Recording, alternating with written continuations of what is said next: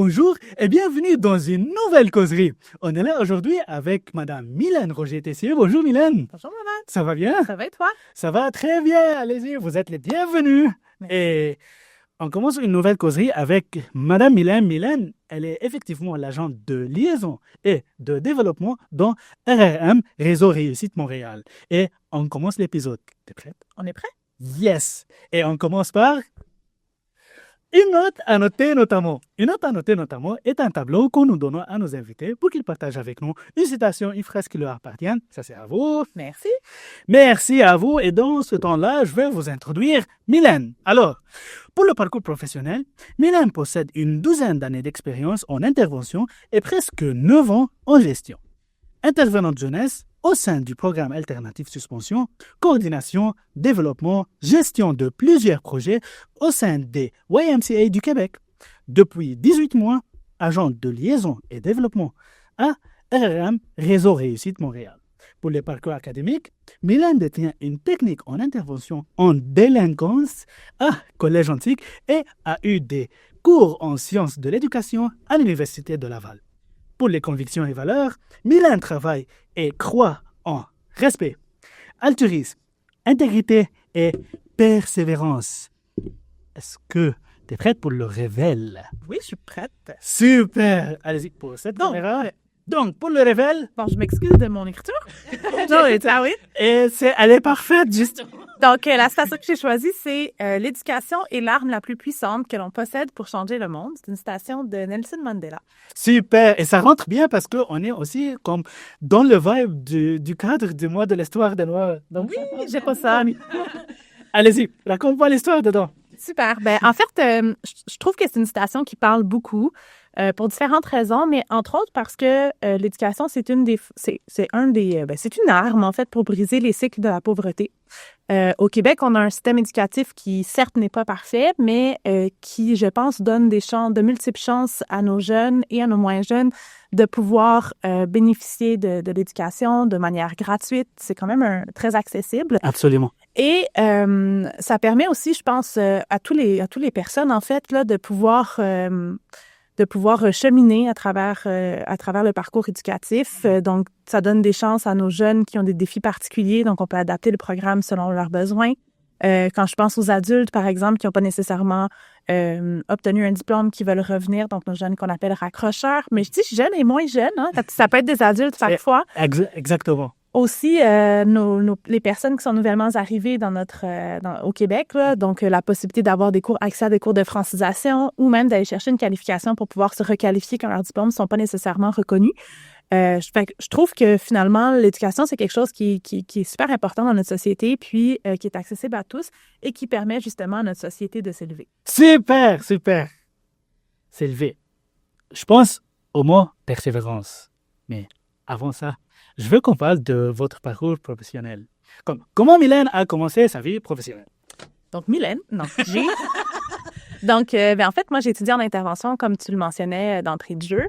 J'ai choisi l'intervention parce que je pense que c'est le plus beau métier du monde. Je trouve que c'est un métier qui permet d'accompagner les gens à travers les différents défis qu'ils vont vivre dans leur quotidien. Puis ça permet, je pense qu'on a tous besoin d'avoir quelqu'un sur qui on peut compter à un moment ou l'autre de notre vie. Donc, c'est la raison pour laquelle j'ai choisi ce domaine-là, en fait. Et après, tous les emplois que j'ai eus en intervention ont comme fil conducteur l'éducation.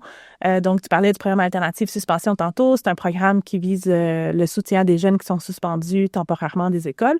Donc, c'est en lien avec le système éducatif. Ensuite, tous les projets que j'ai coordonnés, développés, que j'ai consolidés, c'est tous des projets qui sont en lien avec l'éducation et qui m'ont amené tranquillement pas vite à intégrer l'équipe de Réseau Réussite Montréal.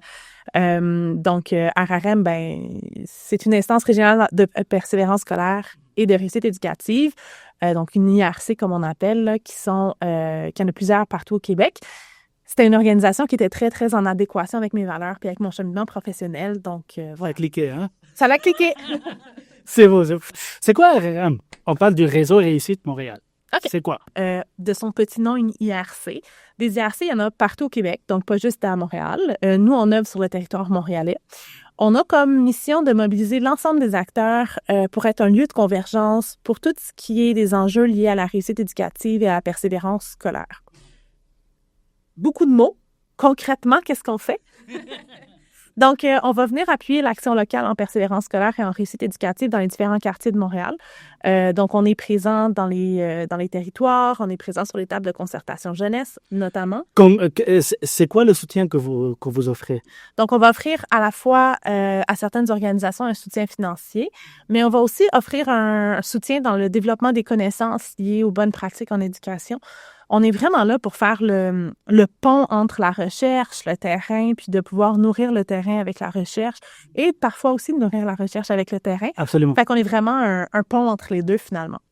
On va aussi, à la fois favoriser les liens entre les milieux communautaires et les milieux scolaires, parce que l'éducation, c'est pas l'affaire seulement des écoles Absolument. ou des institutions scolaires. C'est aussi une responsabilité qui est partagée avec toute la communauté. On a des organismes communautaires qui œuvrent en éducation à différents niveaux.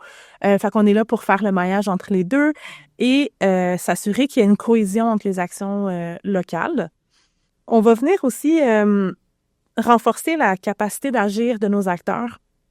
Donc, comment on s'y prend? On va venir documenter des enjeux, on va venir promouvoir, on va venir diffuser de l'information. Un exemple qui est très concret, là, c'est autour de la première transition, où est-ce que nos acteurs montréalais se sont réunis, ont discuté de leur vision des choses, puis à partir de là, on l'a documenté, on l'a vulgarisé. Et aujourd'hui, il y a des petites chenilles qui se promènent partout dans les milieux en lien avec la petite enfance, là, la chenille qui explicite finalement les 5 moments clés d'une transition.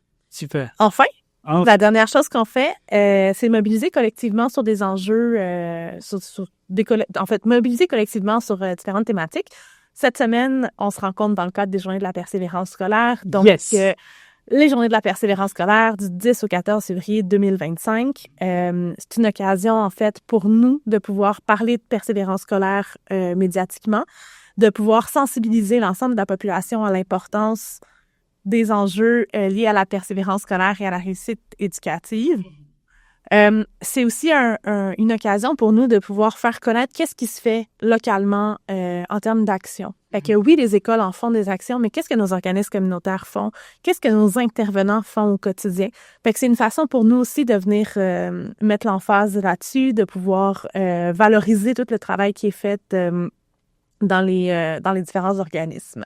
Super. On a la chance d'avoir un porte-parole qui est hors pair. Depuis 7 ans maintenant, on a Laurent Duvernay-Tardif qui est porte-parole des Journées de la persévérance scolaire, qui est quelqu'un de très engagé par rapport à la thématique.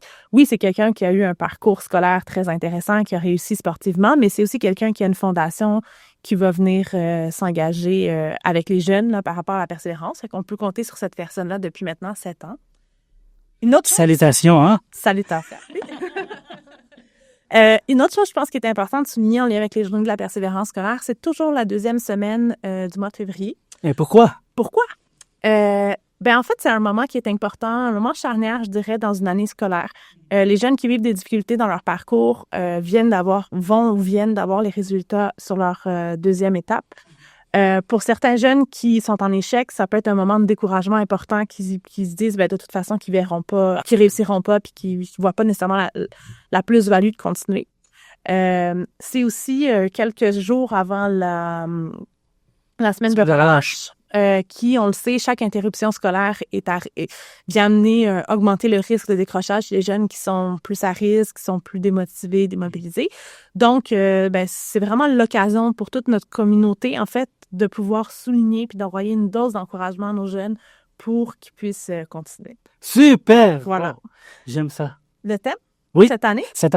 Cette année, on a réfléchi à un thème. Le thème cette année, c'est...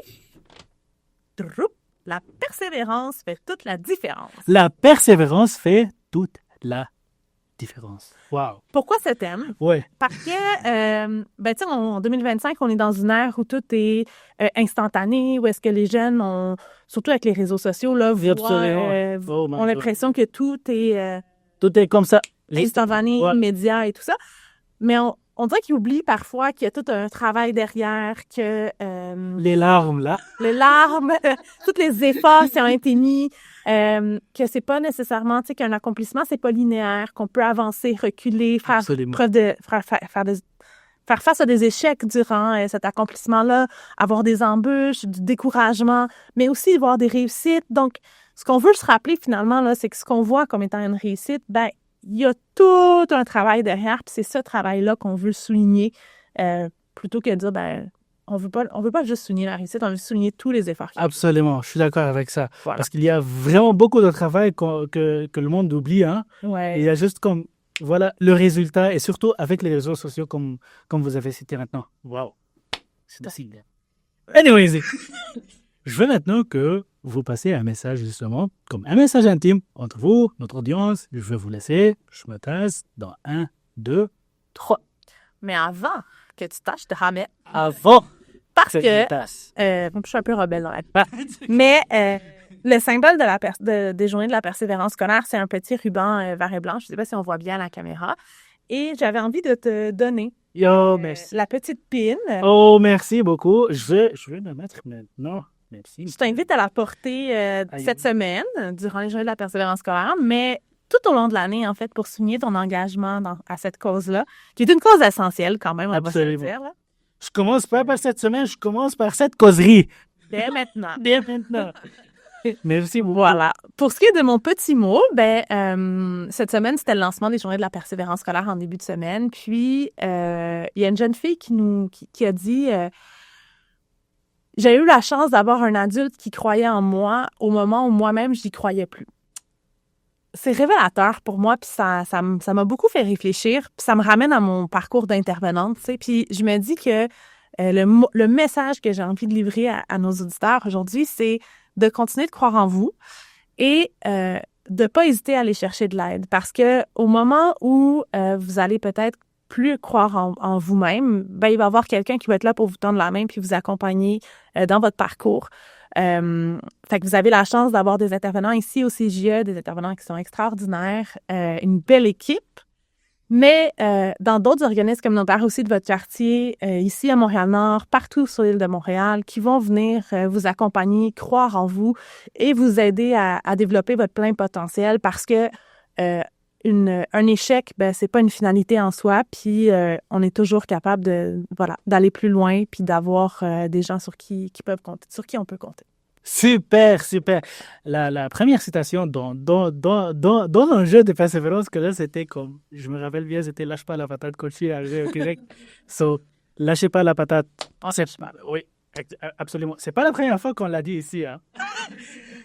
Merci énormément, Mylène, pour cette belle causerie. C'était fluide, c'était cute, hein. Merci beaucoup. Ben, merci à vous d'avoir reçu. Avec plaisir, avec ça. Merci, tout le merci à vous, notre audience, pour vraiment comme voir ces causeries. N'oubliez pas de partager ce contenu, de voir ce contenu. On essaie toujours à donner un contenu de qualité et à avoir des belles expériences avec Mylène et les autres invités. Et avec ça, je vous remercie et bonne journée, bonne soirée et à la prochaine. Merci. Merci.